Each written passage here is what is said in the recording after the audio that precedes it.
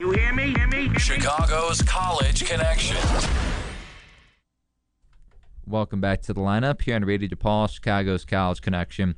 We're just talking about Peyton Manning and, of course, cementing his legacy in the NFL and the quarterback rankings. And now let's talk about some of the greatest quarterbacks of all time and where exactly Peyton can place himself. And will he be number one if he wins his second Super Bowl championship of all time? Let's talk about Joe Montana first. I have a special place for Joe Montana in my heart. A big Notre Dame fan, obviously Notre Dame grad. I definitely think, anytime you're going to start a greatest of all time list, Joe Montana needs to be number one.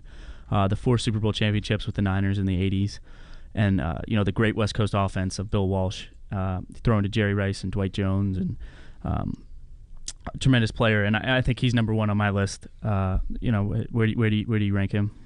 I think he's number one too, and we'll talk about Peyton Manning last, as we're going to get to that with the Super Bowl championship. But yeah, now the question is for me, and again, this is a general statement, not just because Peyton Manning has switched from the Indianapolis Colts to the Denver Broncos, but because Joe Montana switched from the San Francisco 49ers to the Kansas City Chiefs, unwillingly, yes, but he still was on 2 different teams. Mm-hmm.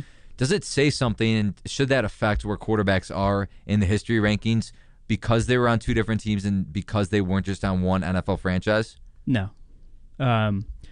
Obviously, the NFL, when they find a quarterback, when they find a quarterback, they like to hang on to him. And both of them left unwillingly. Excuse me again. Montana left the Niners unwillingly. Tom's just coughing because, again, Joe Montana's a big place to start already. Choking me up. No, but Niners had Young, Colts had Luck. Just kind of time for both of them to move on. I don't think that needs to play against them.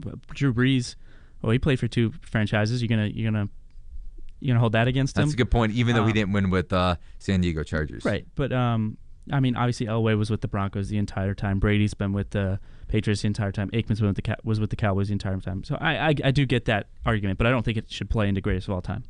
Now looking at Tom Brady, as you mentioned, Brady and winning 3 Super Bowl championships, and I think you could.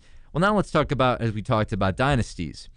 Are the New England Patriots, and we talked about this actually in our first show, again with Bax Football Guru at Bax Football Guru on Twitter, and again we're going to have him back on the show very quickly here in the next couple of weeks, talking NFL with us, talking about the draft, things like that. But were the New England Patriots maybe the dynasty or the team of the dynasty or the team of the decade, I should say, in the 2000s, even though they didn't win a championship after 2004? Yeah. Just by default, not taking anything away from them, but they didn't win after 2004, like you said. After Spygate broke, they never won. But no other team won multiple Super Bowls other than the Steelers, and a lot of inconsistency in the early 2000s in between their 2 things and since then. So I definitely think that the Patriots were the team of the decade. But just because they haven't won since 2004, they still have some pretty impressive stats. I think they've made 7 AFC Championship games since 2004. I think, it's got to be something around there. Something unbelievable. And it's just like... And even though they didn't even though they didn't win a Super Bowl since 2004, they still made 2 AFC Championship games. 2 Super Bowls, you mean? 2 Super Bowls, right. Yeah. And I was reading something, and it was from a Patriots fan, it was from a Cleveland Browns fan to a Patriots fan. And the Browns fan was like, do you guys just write off the divisional round? Like, does it not mean anything to you anymore? Because it really feels like, the Patriots are in the divisional round. There's another win. We'll see how they do in the AFC Championship game. But think about these teams. Think even the Bears, since 2006. Think the Browns, the Bills, the Vikings, all these terrible teams would die to be in the Patriots' positions. And we're talking here, you're like, the Patriots aren't that good because they haven't won since 2004. So it's interesting. That's a good point. The one loss that the Pats do have was in the wild card round when they lost to Flacco and the Ravens. Was that the wild card round? Yeah, that was when they held home. They held the home game. But the Ravens went there. They blew them out. That was Ray Rice. I think the first play from scrimmage, Rice broke out an 80-yard touchdown run. I thought it was. So the Flacco's beaten them twice in the playoffs then. Yeah. And then also lost the one where Cundiff missed. Okay, right, exactly. I forgot about that game. Was that 11 or 2010? I think it was 2010. 2010. Okay. Because Flacco's, I think, taking them to the Ravens, taking the playoffs. First 5 years. Yeah, first 5 years, and I'll make it 5 out of 6. What can you do? Big contract, got to take it off. Yeah, exactly. Now he's got to cut the contract after this non-playoff appearance. But continuing down here on the list, Peyton Manning, we're going to get to him last. So Brett Favre, 1 Super Bowl championship. and he's had some opportunities. Well, let's look at the last one against the New Orleans Saints. That was his the last game that he played in. Of course, the Green Bay did the Giants, but then he went on to Minnesota, and he played against the Saints, and they were set up for a field goal, and they went for it on fourth down, I think. I don't know why they didn't kick the field goal, because I think it was a 50-something yarder. Yeah. And Longo's a decent. But it was indoors too. It was in the dome. Was it in the Metrodome or Superdome? It was in the Superdome. Superdome. Okay, but yeah, it was Either indoors. way, it's Yeah. indoors.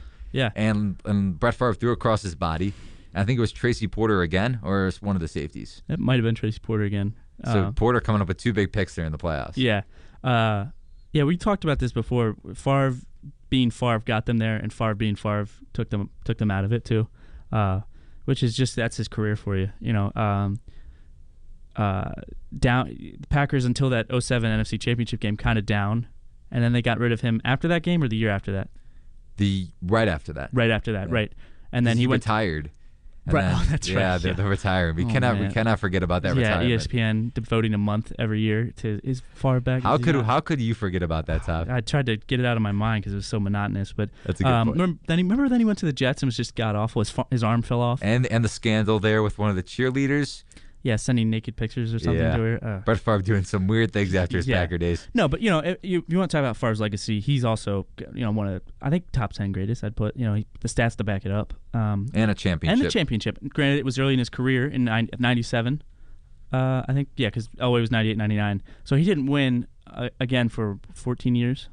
Yeah, 97 to 11, he didn't win. But he was one of the top quarterbacks, if not the best, during that time. And you look at now a great comparison. Tell me if you disagree or agree with this. Is Tony Romo to Brett Favre? You win games with them throwing the football across their bodies, and again, throwing the football across their bodies. They're not always doing that, but plays very similar to that. I get that comparison, but Romo will never go down as one of the greatest of all time. Favre is there. No, I agree. Romo will never do that. But no, I do agree with the comparison, right? I think he's a much lower rated quarterback. Poor man's version of Brett Favre. Exactly. Yeah, that's what I'm trying to say. You live and die by them. Yeah. You live and die by their gunslinging mentalities. And Romo, Jay Cutler too, though. You know, not as bad. I'm gonna wait. I'm gonna wait on Cutler because the weapons in Denver. You know, he was 8-5 and he didn't make the playoffs that one year. Mm-hmm. So granted, that was Cutler. He didn't have the weapons in Chicago these past few seasons. This year. These past few seasons were the injuries. This year, the same thing, and he didn't get it done. But and it was also the defense. So next year and these next few seasons, I think you could really start analyzing it, even if the injuries do come up. Even this year. So this year and including, I'm going to really start putting the 0-1 streak on Jay Cutler right now. Okay. Because fair. That's very fair. Even with a really bad defense, just because he started having the weapons and the Bears really started to put something around him. And speaking of Jay Cutler, David Hall wrote a really good article about him this week, saying and talking about Peyton Manning as well, that the Denver Broncos won that Jay Cutler deal, and I think it's pretty clear cut that they did. They got the Eric Decker and Demaryius Thomas picks from the Jay Cutler deal, and even they got the Tim Tebow pick from that too. Mm-hmm. Right, and you know Tebow got him a playoff win, so there you go. But no, something absolutely, for urgent. No, they definitely won that. I mean, Demaryius Thomas is one of the best receivers in the NFL. Decker's, I was reading an article. Decker's contract is up, so if he doesn't stay with Denver, he's going to get a fat payday somewhere. He's turned himself into a very. Do you think receiver. Elway can keep him? I think they're going to try to. I think they'll try to get a little hometown discount. Say, hey, you want to play with one of the greatest of all time again? And you talk about that. That's a really good point. That also Brandon brought up as well as we again mentioned our guest that we just had on bringing up that Brandon Spano bringing up that Peyton Manning returning to Denver has a huge effect on Eric Decker. Mm-hmm. Absolutely, and there's a lot of guys that Denver has up for. Contracts are up and stuff, and I think Manning. It all hinges on Manning coming back, and Decker's obviously one of the crucial ones. I think you either get a hometown discount if Manning comes back, and that's still questionable because if Decker puts up a big Super Bowl performance, because he still has had a solid playoff. Yeah, his 2-year stats with Manning are really, really good. They're like, I think they average out to like 82 or 83 catches, 1,200 yards, and 12 touchdowns each year. And again, having Wes Welker, Julius Thomas, although they help the Denver Broncos overall, they don't help Eric Decker's individual stats. Right. No, payday stats. He's still gotta go out there and play.